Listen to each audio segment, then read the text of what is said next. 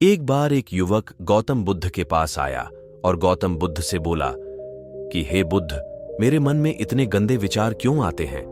मैं नहीं चाहता कि मेरे मन में गंदे विचार आए, पर मेरे मन में हमेशा काम वासना के विचार चलते रहते हैं और मैं इनके बारे में सोच कर बहुत परेशान हूं। मेरी ऊर्जा और समय यह सब सोचने में ही नष्ट हो जाता है और इन सब विचारों की वजह से मैं कभी भी शांत नहीं रह पाता और मैं हमेशा ही स्त्रियों को देखकर मोहित हो जाता हूं, अपने आप को रोक ही नहीं पाता।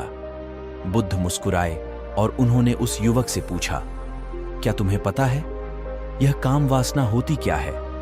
फिर लड़के ने उत्तर दिया और कहा, बुद्ध, मैं यह तो नहीं जानता कि काम वासना होती क्या है, पर यह जो भी है बहुत बुरी चीज है। फिर बुद्ध ने उस युवक से कहा कि सबसे पहले तो तुम यह समझो कि प्राकृतिक रूप से जो भी चीज हमारे अंदर है वह बुरी नहीं है।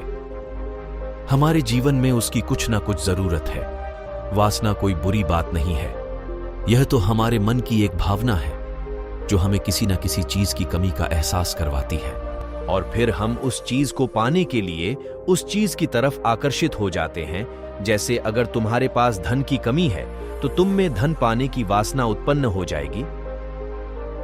तो वासना कुछ और नहीं, बस एक प्रकार की कमी है जो कि एक प्रकार की जरूरत का एहसास है, और जब यह जरूरत शारीरिक हो तो हम इसे काम वासना का नाम देते हैं।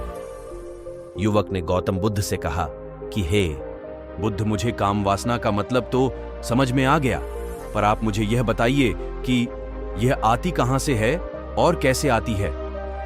गौतम बुद्ध ने कहा कि काम वासना कहीं से आती नहीं है, यह तो हमारे अंदर ही होती है और इसका होना तो जरूरी भी है, तभी तो मानव जाति का विस्तार होगा।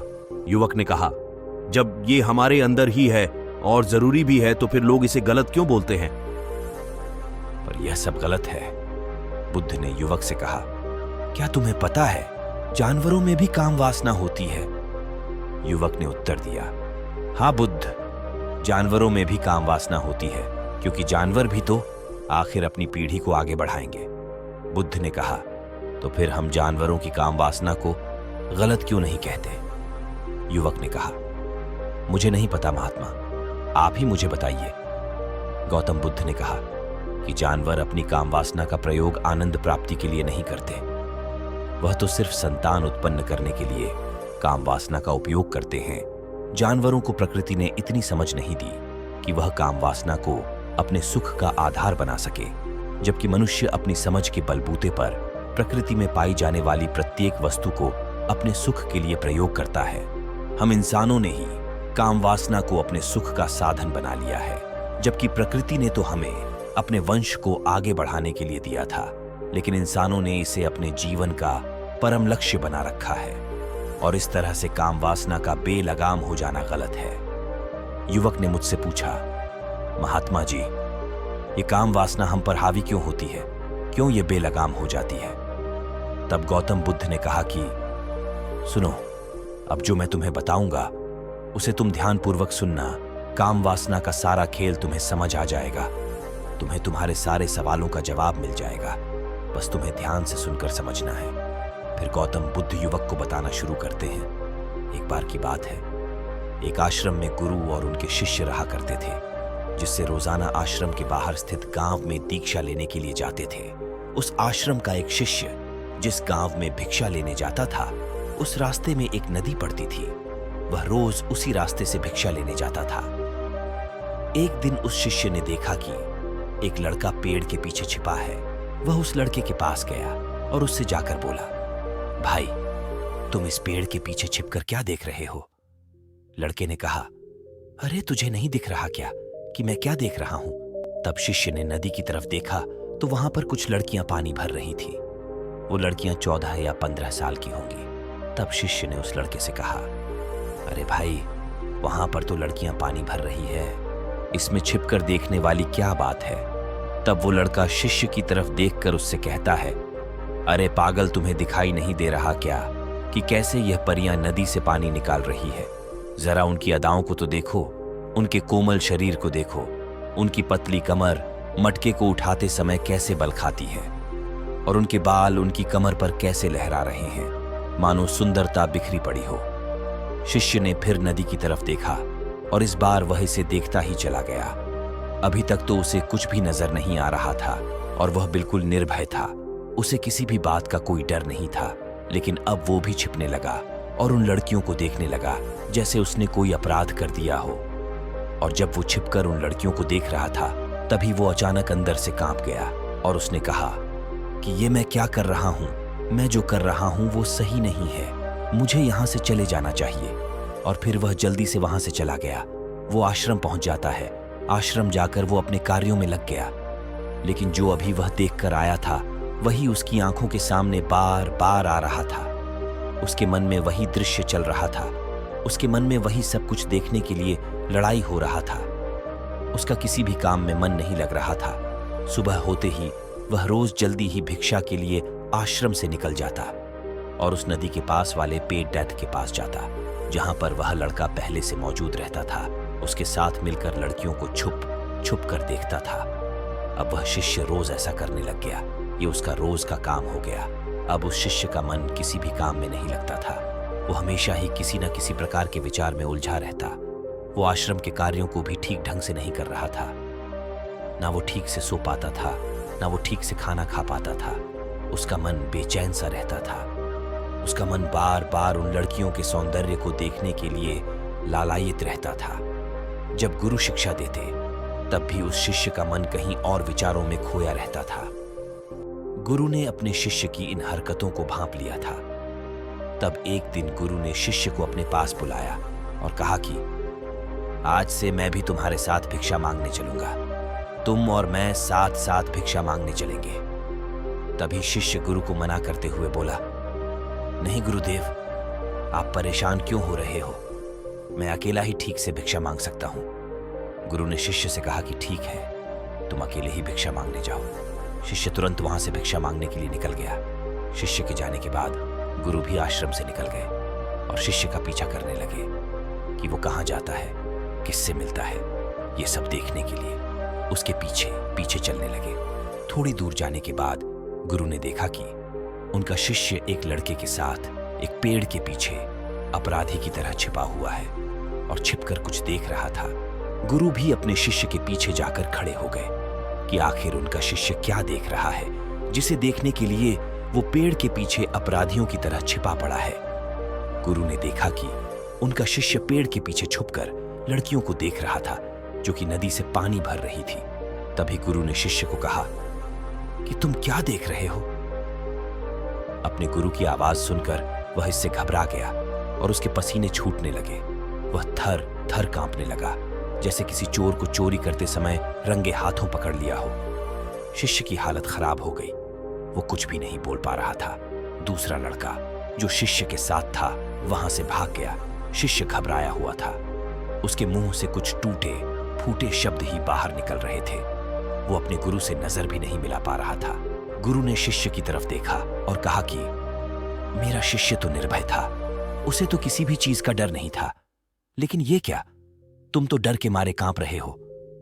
शिष्य ने गुरु से कहा कि मुझे माफ कर दो गुरुदेव, मेरा इसमें कोई दोष नहीं है। उस लड़के ने मुझे बहका दिया था, लेकिन आपसे मैं वादा करता हूं कि आज के बाद मैं ऐसा कभी दोबारा नहीं करूंगा। मुझे माफ कर दो गुरुदेव। गुरु ने शिष्य से कहा कि कोई बात नहीं, पर इस बात का तुम ध्यान रखना कि हम जैसी संगति करते हैं वैसा ही फल हमें प्राप्त होता है। हम जैसी संगति करते हैं उसके विचार हमारे अंदर प्रवेश करते हैं। इसीलिए अच्छी संगति करो जिससे तुम्हारे अंदर अच्छे विचारों का प्रवेश हो। फिर गुरु और शिष्य आश्रम लौट आए और फिर से शिष्य आश्रम के कार्यों पर ध्यान देने लगा। उसने उस रास्ते को छोड़ दिया और दूसरे रास्ते से जाने लगा। वो अपने काम को ध्यान से करता, लेकिन धीरे धीरे उसके अंदर क्रोध उत्पन्न हो गया और फिर वो दूसरे शिष्यों पर क्रोध करने लगा और बेचैन रहने लग गया। अब वो सही समय पर भोजन भी नहीं करता था। वो भोजन भी बहुत कम खाता था। एक रात गुरु शिष्य के पास आए और उसे बोले कि अब तक तुमने कितनी बार अपना वादा तोड़ दिया। ये सुनकर शिष्य अपने गुरु के चरणों में गिर गया और रोने लगा। रोते रोते ही उसने गुरु से कहा, गुरुदेव, मैं कई बार अपना वादा तोड़ चुका हूं, फिर वादा कर लेता हूं, लेकिन हर बार मैं वादा तोड़ देता हूं। मेरा मन मेरे नियंत्रण में है ही नहीं। मैं बहुत कोशिश करता हूं, कि मैं अपने मन से सारे बुरे विचारों को निकाल दूं, लेकिन मैं चाहकर भी ऐसा नहीं कर पा रहा हूं। फिर गुरु ने शिष्य को कहा कि चलो मेरे साथ। गुरु शिष्य को आश्रम के बगीचे में लेकर गए और शिष्य से कहा कि देखो, यहां पर एक नाला बनी हुई है जिससे नदी का पानी इन पौधों तक आ रहा है और यह पानी एक निरंतर भाव से आ रहा है। क्या तुम इस पानी के बहाव को रोक सकते हो? शिष्य ने कहा कि हाँ गुरुदेव, मैं इस बहाव को रोक सकता हूं। फिर शिष्य ने मिट्टी उठाकर उस नाली में डाल दी। वो पानी थोड़ी देर के लिए रुक गया और फिर थोड़ी देर बाद उस मिट्टी के ऊपर से पानी आ गया। गुरु ने शिष्य से कहा, अरे ये क्या, ये तो पानी रुका ही नहीं। फिर शिष्य ने कुछ कंकर पत्थर उठाकर उस नाली में डाल दिए और फिर थोड़ी देर के लिए पानी रुक गया। लेकिन फिर थोड़ी देर बाद ही उन कंकड़ पत्थर के ऊपर से पानी निकल आया। फिर गुरु ने कहा कि शिष्य, यह क्या हुआ? पानी तो फिर से आ गया। तुम तो बोल रहे थे कि तुम इसे रोक दोगे। क्या हम किसी काम को रोकना चाहे तो क्या हम उसे रोक नहीं सकते? तब शिष्य ने कहा, कोई बात नहीं गुरुदेव, मैं इस पानी को तो आपको रोक के दिखाऊंगा। फिर वह शिष्य एक बड़ा सा पत्थर लेकर आया और उसे नाली पर डाल दिया और पानी रुक गया। तब गुरु से कहा कि देखा गुरुदेव, मैंने कहा था ना कि पानी को मैं रोक दूंगा। मैंने पानी को रोक दिखाया, आपकी बात मैंने पूरी कर दी। गुरु मुस्कुराए और बोले, अच्छा, जरा ध्यान से देखो, पानी रुक गया क्या?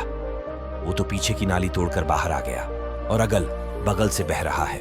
और ध्यान से देखो, इस पत्थर के आगे भी आ गया और ये पानी अपना रास्ता बदलकर फिर से आगे की तरफ बह जाएगा। और फिर थोड़ी देर बाद ऐसा ही हुआ। फिर गुरु ने शिष्य को समझाया कि तुम्हारे साथ भी तो ऐसा ही चल रहा है।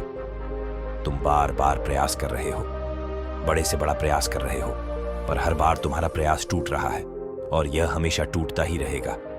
तुम कितना भी बड़ा पत्थर रख लो, लेकिन पानी तो अपना रास्ता बना ही लेगा। यह सब देखकर शिष्य ने गुरु से कहा कि हे गुरुदेव, क्या कोई तरीका नहीं है जिससे मैं गंदे विचारों से बाहर निकल सकूं और ये मेरे मन में आए ही नहीं? गुरु शिष्य को एक नदी के पास ले गए जहां से उस बगीचे में पानी नहीं आ रहा था। गुरु ने शिष्य से कहा, वो पानी इसी नदी से जा रहा है।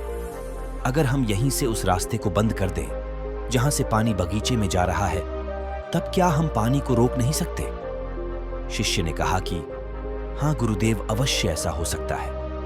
मैं इस पानी को यहीं से बंद कर देता हूं, तब आगे की नाली में पानी जाएगा ही नहीं और फिर बगीचे में पानी जाएगा ही नहीं।